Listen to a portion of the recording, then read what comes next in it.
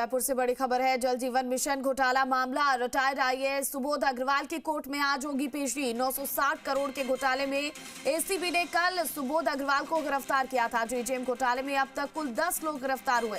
कुछ फर्मों को फायदा पहुंचाने का आरोप है। टेंडर्स प्रक्रिया में बड़े स्तर पर गड़बड़ी के भी आरोप लगे हैं और आज रिटायर्ड आईएएस सुबोध अग्रवाल की कोर्ट में पेशी होने वाली है।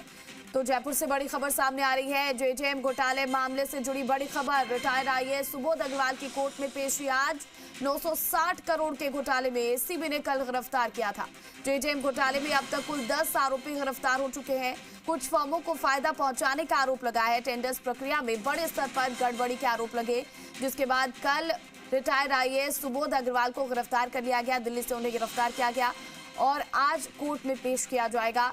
सुबोध अग्रवाल से पूछताछ जारी और कई बड़े खुलासे होने की संभावना भी यहां पर जताई गई है। तो जल जीवन मिशन घोटाले से जुड़ी बड़ी खबर, रिटायर्ड आईएएस सुबोध अग्रवाल की आज कोर्ट में पेशी होगी। लगातार पूछताछ की जा रही है, कई बड़े खुलासे होने की उम्मीद।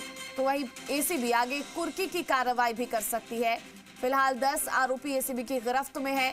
960 करोड़ का ये पूरा घोटाला। खबर पर अधिक अपडेट के साथ संवाददाता आशीष चौहान फोन कॉल पर जुड़ गए हैं। आशीष, सुबोध अग्रवाल की आज कोर्ट में पेशी होने वाली है, क्या कुछ दलीलें दी जाएंगी एसीबी की तरफ से?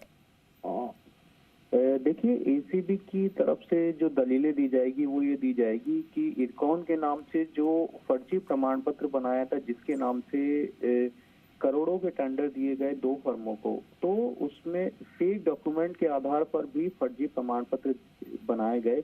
जबकि इरकॉन ने साफ ये कहा था कि ये हमारे प्रमाण पत्र नहीं है, क्रॉस वेरीफाई करवाइए। लेकिन इसके बावजूद भी केरल जाकर इस पर मोहर लगाई गई और उसके फर्जी प्रमाण पत्रों को सही बताया गया।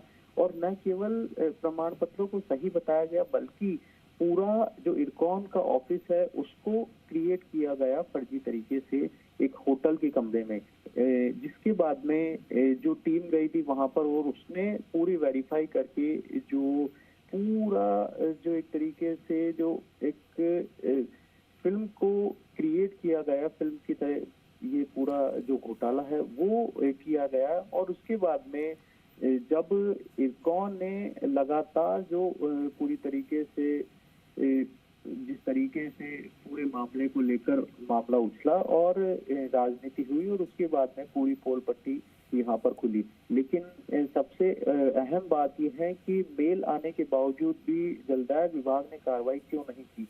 ये वाकई जो चौंकाने वाली बात है, क्योंकि इरकॉन को ये पता था कि केरल में 30 साल से काम नहीं हुआ है, लेकिन फिर भी पुरानी पाइपलाइनों को जो जियो टैगिंग करके इस तरीके का पूरा खेल किया गया और उसमें फर्जी पेमेंट भी उठाया गया।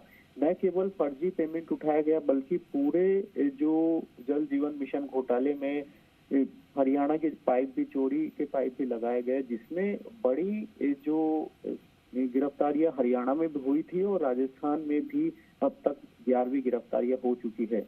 यानी कि आने वाले दिनों में और भी जो गिरफ्तारियां हैं वो पूरे मामले में हो सकती है। तो एसीबी की तरफ से कोर्ट में यही दलीलें दी जाएगी कि आप डिपार्टमेंट के हेड थे, एसीएस थे तत्कालीन, और लेकिन आपको इस बात की जानकारी नहीं थी कि फर्जी प्रमाण पत्र बनाए गए, फर्जी प्रमाण पत्रों के जरिए लगातार टेंडर हासिल किए गए।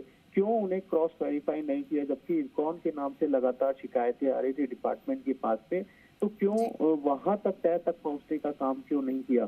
जब पूरे मामले में राजनीति हुई तब सार्वजनिक रूप से ये इरकॉन का फर्जीवाड़ा सामने आया, तब जाकर यानी कि एसीबी की पूरी तरह से तैयारी है कि सुबोध अग्रवाल को रिमांड पर लिया जाए, पूछताछ हो, क्योंकि बड़े खुलासे भी हो सकते हैं। बहुत बहुत शुक्रिया आशीष तमाम अपडेट के लिए।